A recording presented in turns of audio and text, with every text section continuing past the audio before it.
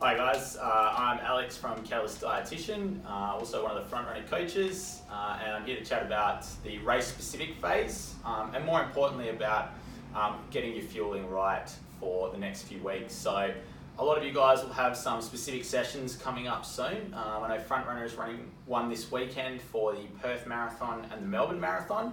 So it's a really good time just to make sure you've got your strategy right, be as confident as you can going into the next period, and set yourself up for a good race as well. So I'm going to talk a little bit about your main fuel source, carbohydrate, in this short video. And we're going to use an analogy of yourself as a car, which is quite common with running, and hopefully we'll keep it nice and easy so everyone comes along for the ride.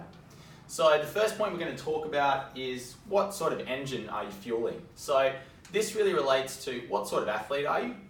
And actually what people will find is that throughout their running career, you might actually progress from being one sort of engine to another.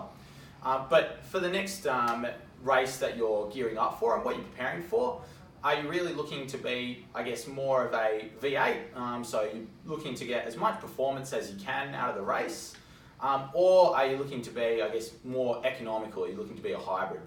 So for the V8s, those who are looking to go as fast as they can, maybe trying to set a PB in the next event that you're training for, your aim really for the next phase, and this is outside of training, is to maximize how much you prepare for each of the hard sessions.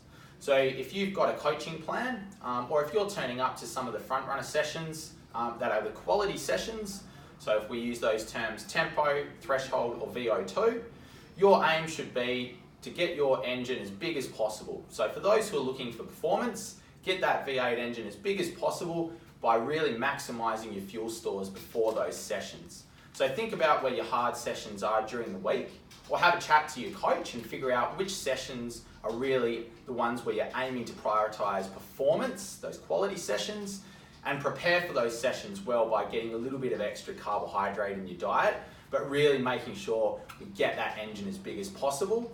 And actually what you can do in just a short space of time is make that engine inside the muscle bigger. The more carbohydrate you give it, the more it says, okay, this is the fuel I want. This is nice, fast burning fuel. It's better for my running performance, so I'm going to get better at using it. So you can actually increase that engine size in a short space of time if you're preparing well. For those who are looking to be a bit more of a hybrid, to get a bit more economy, you can still use this as a really good way, one, to improve your running, to improve maybe body composition, but certainly to improve your health.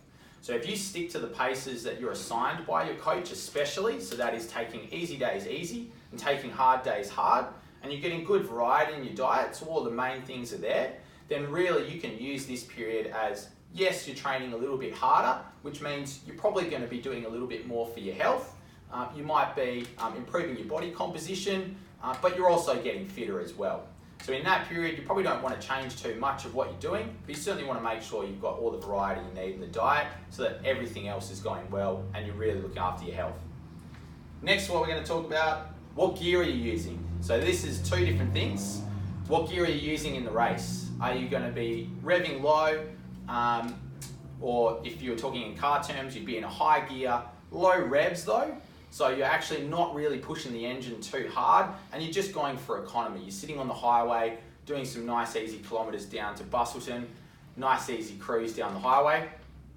For those sorts of runners who are just looking to get to their destination, you're not looking to jump in the right-hand lane and overtake everyone, your aim really should be in these specific sessions. So if you're doing the race-specific session this week, or if you've got some bigger sessions coming up that your coach has planned for you, your aim should be practice fueling, but practice fueling conservatively. You don't really need to overdo it. You're not going to be overtaking everyone. Your aim is to get to the finish line, to be conservative, to be safe, and have a really good result on race day. So what you should be thinking of for those who are just looking to maybe finish their first half or full is maybe trying a few things in training, especially the race-specific sessions, but trying them at a low dose. So if you're looking at gels, you'd be looking at maybe 1 an hour. You can increase that a little bit, but there's no real need to. If you're looking at blocks, so some of the gel blocks that you can get, you're really only looking at about 3 to 4 per hour, so quite an easy amount. Same with drinks, so if you're on a bindi or a standard sports drink, you're really only looking at about 300 to 500 mils an hour, not really much more than that. That's a nice conservative estimate. Really, we're looking at about 30 grams of carbohydrate an hour. You can get that through solid fuels as well. There are some really good recipe books that both Dave and I have as resources at Catalyst. But if you're getting the standard sports supplements, it's really only about 30 grams an hour, maybe one gel, a few blocks, or a little bit of fluid. Again, for those who are really revving the engine high, you're looking to get there as quick as possible. It's 7 o'clock in the morning, you want to get to West Perth to get to your, to get the new drop of Moreton quicker than everyone else, and you've got to get down Stirling Highway as quick as possible.